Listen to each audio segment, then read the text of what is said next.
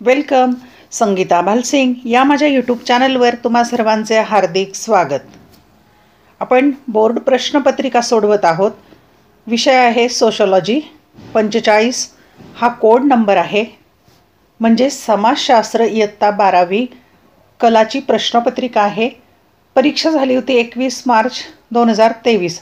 येथे दिनांक दिलेली आहे, म्हणजे मागच्या मार्चमधला हा बोर्ड परीक्षेचा पेपर आहे. प्रश्नपत्रिका आहे. सीट नंबर टाकण्यासाठी इथे जागा दिलेली असते. 3 तासाचा वेळ आहे. प्रश्नपत्रिकेची 4 पेजेस आहेत आणि 80 गुणांची ही प्रश्नपत्रिका आहे. एक सराव प्रश्नपत्रिका म्हणून जरूर अभ्यास करा. मागच्या वर्षीच्या काही प्रश्नपत्रिका अभ्यासल्या की या वर्षीच्या काही प्रश्नांचा अंदाज करता येतो, तुलना करता येते. काही प्रश्न रिपीट होत असतात, ते पण लक्षात येतं. चला तर पाहूया. 12वी कला शाखेची समाजशास्त्र या विषयाची 21 मार्च 2023ची बोर्ड प्रश्नपत्रिका. उत्तरं कशी लिहायची ते पण समजून घेऊया. सूचना दिलेल्या असतात, वाचून फॉलो करायच्या. 1. सर्व प्रश्न सोडविणे अनिवार्य आहे. अनिवार्य म्हणजे कंपल्सरी, सक्तीचं. 2. प्रश्नांच्या उजवीकडे पूर्ण गुण दिलेले आहेत. प्रश्नपत्रिकेत उजव्या बाजूला काही अंक दिलेत, त्यावरून आपल्याला कळतं की कोणत्या प्रश्नाला किती गुण आहेत. 3. 4 गुणांसाठी विचारलेल्या उपप्रश्नांच्या उत्तरात किमान 4 मुद्दे अपेक्षित आहेत. गुण 4 असतील तर 4 मुद्दे आले पाहिजेत, म्हणजे 1 मुद्दा 1 गुण. 4. प्रत्येक नवीन प्रश्नाचे उत्तर नवीन पानावर लिहावे. नवीन प्रश्न नवीन पानावर म्हणजे काय? पहिला, दुसरा, तिसरा हे जे प्रमुख प्रश्न असतात ते नवीन पानावर घ्यायचे. अ, ब, क सुद्धा तुम्ही नवीन पानावर घेऊ शकता. तुमची उत्तरपत्रिका नीटनेटकी दिसली पाहिजे. आता पहा, इथे मी एका प्रश्नपत्रिकेचे 3 भाग केलेत, कारण 1 ते 7 प्रश्नांची उत्तरं एका व्हिडिओ लेक्चरमध्ये घेणं शक्यच नाही, म्हणून त्याचे 3 भाग केलेत. पहिल्या भागामध्ये पहिला, दुसरा आणि तिसरा प्रश्न सोडवणार आहोत आपण, तो आज सोडवूया. पुढचा दुसरा भाग येईल, त्याच्यामध्ये 4था 5वा प्रश्न सोडवणार आहे आणि भाग 3ऱ्यामध्ये 6वा 7वा प्रश्न सोडवणार आहे. पुढचे भाग लवकरच मी पोस्ट करणार आहे. त्यासाठी चॅनल सबस्क्राईब करा, म्हणजे मी व्हिडिओ पोस्ट केला की तुम्हाला यूट्यूबकडून नोटिफिकेशन येईल. चला तर पाहूया. भाग क्रमांक 1 म्हणजेच प्रश्न पहिला, दुसरा, तिसरा आपण सोडवूया. प्रश्न पहिला आहे 20 गुणांचा. खालील वस्तुनिष्ठ प्रश्न सोडवा. आता कोणकोणते आहेत उपप्रश्न त्यामध्ये पाहूया. अ प्रश्न आहे, खालील कंसातील योग्य पर्याय निवडून विधाने पूर्ण करा व ती पुन्हा लिहा. सूचना पहा. विधान पूर्ण करायचं आहे म्हणजे अचूक उत्तर निवडायचं आहे आणि ते पुन्हा लिहायचं आहे. म्हणजे उत्तराचा शब्द नाही लिहायचा, तर विधान लिहायचं, त्यात उत्तराचा शब्द लिहायचा, त्या शब्दाखाली 2 रेषा मारायच्या, एक ओळ सोडायची, मग पुढचं विधान लिहायचं. असं सुंदर लेखन करायचं. 5 गुण आहेत. 1. भारताच्या संविधानाने टिंबटिंब भाषांना अधिकृत मान्यता दिली आहे. आणि पर्याय आहेत 22, 24 आणि 18. अचूक उत्तर आहे 22. मग तुम्ही पूर्ण विधान लिहायचं आहे. भारताच्या संविधानाने 22 भाषांना अधिकृत मान्यता दिली आहे आणि 22च्या खाली 2 रेषा मारायच्या शिस पेन्सिलने, एक ओळ सोडायची आणि दुसरं विधान लिहायचं. पंजाबमध्ये टिंबटिंब यांच्या नेतृत्वात शेतकरी चळवळ उफाळून आली. पर्याय शरद जोशी, राजा महेंद्र प्रताप, सुंदरलाल बहुगुणा. आणि याचं अचूक उत्तर आहे राजा महेंद्र प्रताप. ते रिकाम्या जागी लिहायचं आहे. 3. टिंबटिंब यांनी दिने इलाही या नवीन धर्माची स्थापना केली. पर्याय अकबर, औरंगजेब, शहाजहा. आणि अचूक उत्तर आहे अकबर. क्रमांक 4. बलवंतराय मेहता समितीच्या शिफारसीनुसार टिंबटिंबची स्थापना करण्यात आली. पर्याय पंचायत राज, सहकारी बँका, ग्रामपंचायत. आणि अचूक उत्तर आहे पंचायत राज. 5. शहरी जीवनशैलीचे टिंबटिंब हे वैशिष्ट्य आहे. पर्याय सजातीयता, विजातीयता, अनौपचारिकता. आणि अचूक उत्तर आहे विजातीयता. पूर्ण विधान लिहून मग त्यात उत्तराचा शब्द लिहायचा आहे. ब प्रश्न आहे, खालील चुकीची जोडी दुरुस्त करून पुन्हा लिहा. इथे पण म्हटलंय पुन्हा लिहा. चुकीची जोडी जी आहे ती दुरुस्त करून लिहायची. 5 गुण आहेत. पहिला गट पाहूया. 1. जीवात्मावाद एडवर्ड टेलर, चेतनावाद रॉबर्ट मॅरेट, कुलप्रतीकवाद जेम्स फ्रेझर, निसर्गवाद लुईस वर्थ. यामधली चुकीची जोडी आपण दुरुस्त करूया. निसर्गवाद मॅक्स म्युलर असं लिहायचं. आता दुसरा गट पाहूया. 1 बौद्ध धर्म बायबल, 2 इस्लाम धर्म कुराण, 3 हिंदू धर्म भगवद्गीता, 4 पारसी धर्म अवेस्ता. आणि बौद्ध धर्माचं बायबल नाही आहे हे माहिती आहे तुम्हाला, म्हणून दुरुस्त करूया. बौद्ध धर्माचा धर्मग्रंथ त्रिपिटक. 3 तिसरा गट पाहूया. 1 भाषेवर आधारित संघर्ष भाषावाद, 2 धर्मावर आधारित संघर्ष दहशतवाद, 3 जातीवर आधारित संघर्ष जातीयवाद, 4 प्रदेशावर आधारित संघर्ष प्रदेशवाद. आणि चुकीची जोडी दुरुस्त करूया आपण. धर्मावर आधारित संघर्ष असतो त्याला संप्रदायवाद असं म्हणतात. क्रमांक 4 गटामध्ये पहिलं क्रमांक चिपको आंदोलन सुंदरलाल बहुगुणा, 2 नर्मदा बचाव आंदोलन सिंधुताई सपकाळ, 3 भारत छोडो आंदोलन महात्मा गांधी, 4 शेतकरी आंदोलन शरद जोशी. आणि अचूक उत्तर आहे नर्मदा बचाव आंदोलन मेधा पाटकर. 5वा गट पाहूया.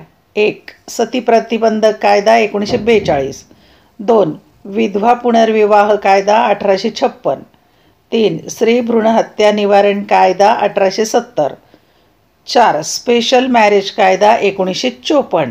आणि चुकीची जोडी दुरुस्त करूया आपण. सती प्रतिबंधक कायदा 1829. क प्रश्न आहे पहिल्यातला. चौकटीत दिलेल्या पर्यायातून योग्य संज्ञा ओळखून त्या दिलेल्या विधानापुढील या 5 गुण आहेत. चौकटीत काही संज्ञा दिलेल्या आहेत, त्या विधानांच्या पुढे लिहायचे संबंध लावून. 1 FYJCच्या प्रवेशासाठी महानगरामधील संगणकीय प्रणालीद्वारे होणाऱ्या प्रक्रिया. आता संगणकीय प्रणाली म्हटलेलं आहे म्हणजेच येणार आहे अंकीकृतकरण. 2 काही ज्येष्ठ नागरिकांच्या गरजा भागवण्याचे साधन. ज्येष्ठ नागरिकांना पेन्शन मिळते त्याला निवृत्तीवेतन असं म्हणतात. 3 जैन धर्मातील स्त्रियांसाठी आदर्श व्रत व अनुकरणीय त्याला म्हणायचं 16 सती. 4 भारतीय स्वातंत्र्य संग्रामातील महिलांचे संबोधन त्यांना म्हणतात शिस्तबद्ध सैनिक. 5 फळाची आज्ञा न धरता निरपेक्ष वृत्तीने विहित कर्म करीत राहणे त्याला म्हणायचं धर्म. पहा इथे संज्ञा ओळखून विधानापुढे लिहिताना थोडंसं माइंड जागेवर ठेवलं, विचार केला विधानांचा आणि दिलेल्या शब्दांचा, तर सहज जोडी लावता येते. आता यातली सगळ्यात सोपी जोडी कोणती होती तर ही होती ज्येष्ठ नागरिकांच्या गरजा भागवण्यास साधन निवृत्तीवेतन. मग हे गेला. नंतर काय आहे की फळाची आशा न धरता निरपेक्ष वृत्तीने भगवद्गीतेतली वाक्य तुम्ही ऐकली असतील ते आहे धर्म. मग हे धर्म गेलं. मग आता उरलेले 3 मध्ये लावायचे आहेत. मग आता इथं भारतीय सैनिकांना काय म्हणजे सैनिक शिस्तबद्ध असतो म्हणून मग हे लागून जाईल त्याला. मग पुढे काय राहिले संगणकीय म्हटलं. संगणकामध्ये अंकीकृतकरण किंवा संगणकीय प्रणाली असते ती लागली आणि उरलेली लागते 16 सतीची जोडी. म्हणजे इथे थोडासा विचारपूर्वक जर केलं तर सहजपणे या प्रश्नात 5 पैकी 5 गुण मिळू शकतात. प्रश्न क्रमांक आहे ड. अधोरेखित शब्द दुरुस्त करून विधाने पुन्हा लिहा 5 गुण. म्हणजे विधान दिलेलं आहे त्यात एक शब्द अधोरेखित केला आहे म्हणजे अंडरलाईन केली, तो दुरुस्त करून लिहायचा. म्हणजे तो चुकलेला आहे तुम्ही बरोबर लिहायचा तिथे. 1 जन्ममृत्यूच्या फेऱ्यातून सुटका मिळवण्याचे धर्म हे आयुष्यातील परमोच्च ध्येय होय. आता इथे धर्म म्हटलेला आहे तर धर्म शब्द चूक आहे. मग तिथे काय येणार आहे तर तिथे येणार आहे मोक्ष. 2 शीख धर्मात सार्वजनिक स्वयंपाकघराला पंजाबी भाषेमध्ये पंगत म्हणतात. आता पंगत शब्द अधोरेखित केला आहे. पंगत महाराष्ट्रामध्ये म्हणतात, पंजाबी लोक म्हणत नाहीत. मग त्याला काय म्हणतात? त्याला म्हणतात लंगर.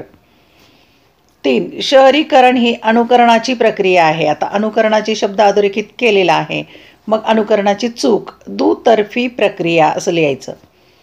4 2002 मध्ये निर्भया बलात्कार प्रकरण घडले. हे साल चुकलेलं आहे 2002, त्याचं साल आहे 2012. 5 बेल बजाव आंदोलन व्यसनाधीनतेच्या विरोधातले आहे. व्यसनाधीनता शब्द चुकलेला आहे तिथे लिहायचं आहे घरगुती किंवा कौटुंबिक हिंसा. प्रश्न क्रमांक 2 खालीलपैकी विषयांवर संक्षिप्त टिपा लिहायच्यात, कोणत्याही 2 3 दिल्यात 2 लिहायच्या आणि 8 गुण आहेत म्हणजे एका प्रश्नाला 4 गुण.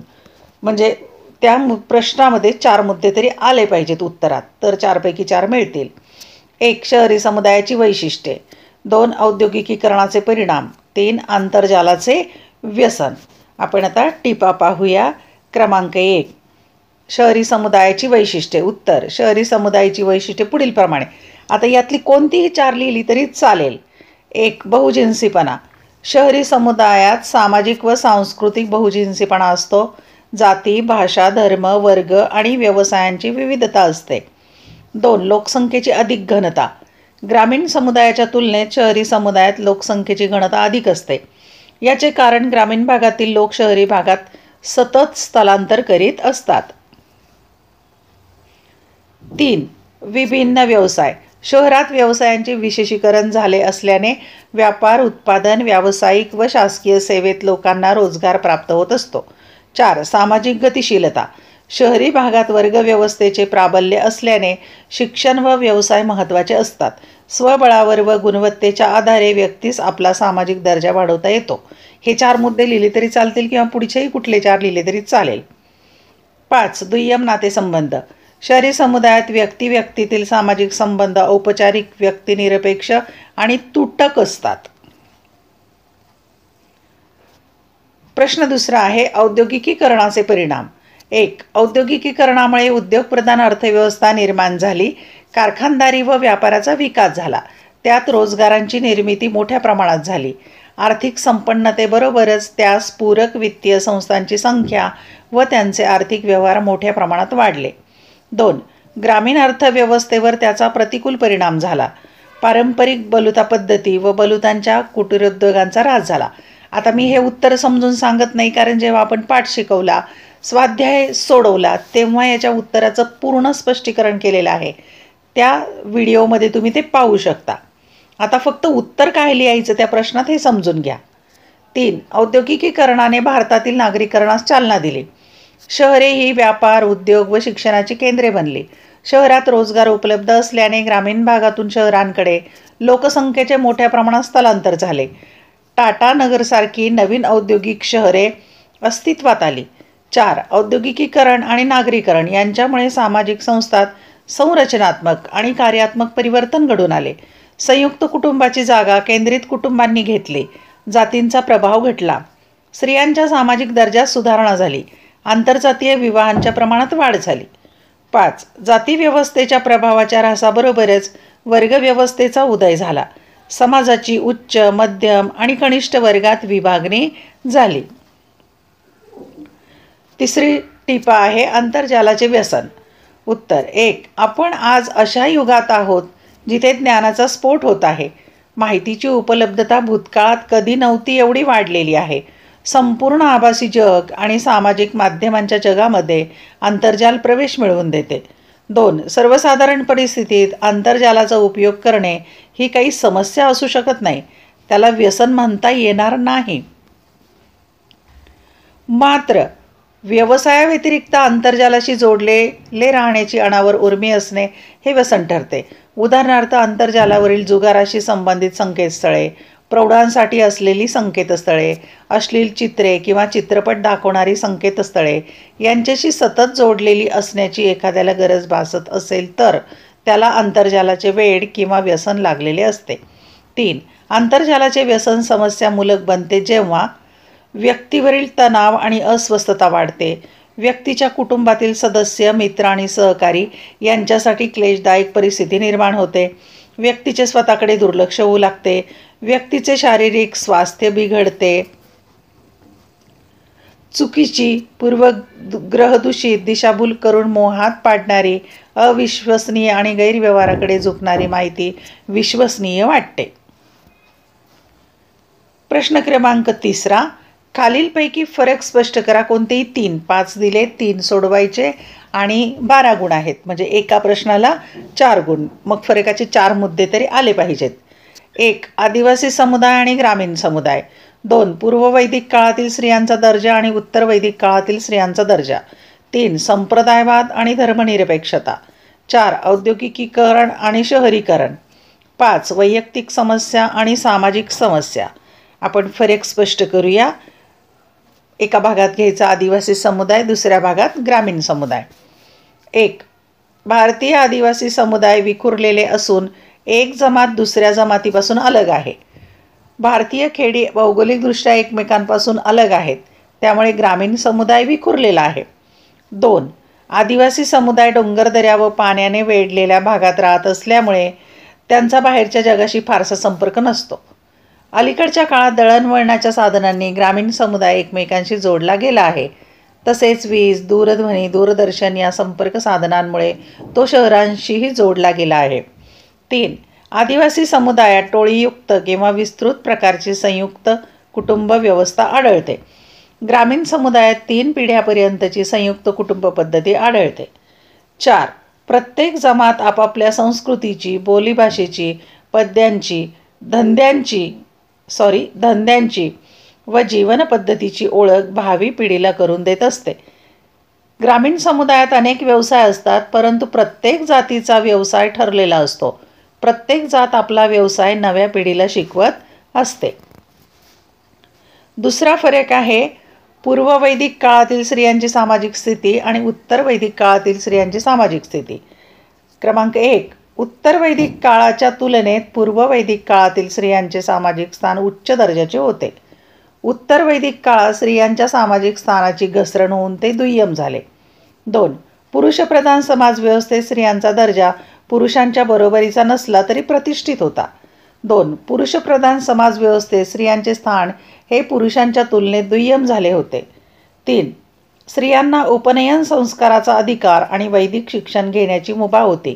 वेदविद्या प्राप्त केलेल्या लोपामुद्रा आणि गार्गीसारख्या स्त्रियांना समाजात मानाचे स्थान होते. स्त्रियांना उपनयन संस्काराचा अधिकार आणि शिक्षण संपादन करण्याचा अधिकार नाकारण्यात आला. राजघराण्यातील व उच्चवर्णीय स्त्रियांना खाजगीरित्या शिक्षण प्राप्त करण्याची मुभा होती. मात्र बहुसंख्य स्त्रियांचे सामाजिक स्थान गौण होते. 4. स्त्रियांची भूमिका समाज उपयोगी आणि अर्थोत्पादक समजली जायची. त्यांना त्यांच्या आयुष्याचा जोडीदार स्वतः निवडण्याची मुभा होती. विधवा विवाहाला समाजाची स्वीकृती होती.